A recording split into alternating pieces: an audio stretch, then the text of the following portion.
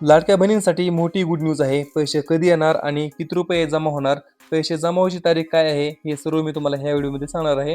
त्यामुळे हा व्हिडिओ शेवटपर्यंत नक्की पहा. हा पूर्ण व्हिडिओ हुडका आणि शेवटपर्यंत नक्की पहा. तर लाडक्या बहिणींनो, तुमच्या प्रतीक्षेला लवकरच पूर्णविराम मिळू शकतो. पण यावेळी फक्त पैसेच नाही, तर एक महत्त्वाचा बदलही चर्चेमध्ये आहे आणि तो काय आहे? तर शेवटपर्यंत पाहिल्याशिवाय तुम्हाला तो बदल समजणार नाही. त्यामुळे हा व्हिडिओ शेवटपर्यंत नक्की पहा. तर सध्या राज्यातील लाखो महिला पुढील हप्त्याची वाट पाहत आहेत. अनेक जणी रोज बँकेमध्ये खातं तपासत आहेत, तर काही जणींना अजूनही पैसे कधी येणार याचं उत्तर मिळालेलं नाही. महत्त्वाची गोष्ट म्हणजे शासनाकडून निधी थेट डी प्रणालीद्वारे पाठवला जातो.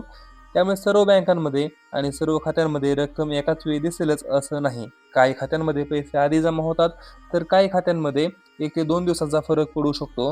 म्हणून जर तुमच्या नातेवाईकांच्या किंवा शेजाऱ्यांच्या खात्यामध्ये पैसे आले आणि तुमच्या खात्यामध्ये अजून आले नसतील, तर घाईघाईने निष्कर्ष कोणताही काढू नका. बँकेची प्रक्रिया पूर्ण होण्यासाठी थोडा वेळ लागू शकतो, थोडा उशीर होऊ शकतो, परंतु पैसे तुमच्या खात्यामध्ये ऑफ द एंड नक्की जमा होत आहेत. त्यामुळे काळजी करू नका. तुमच्या खात्यामध्ये देखील पैसे नक्की जमा होणार आहेत. त्याचबरोबर ₹1,500 हप्ता तुमच्या खात्यामध्ये कधी येणार?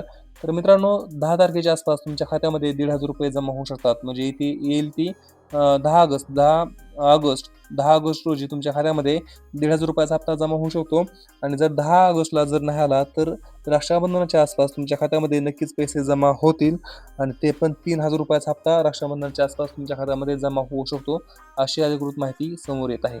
तर मित्रांनो, तुमचे आणखी काही प्रश्न असतील तर खाली कमेंटमध्ये नक्की विचारा. आपण भेटूया पुढच्या व्हिडिओमध्ये. तोपर्यंत जय हिंद, जय महाराष्ट्र.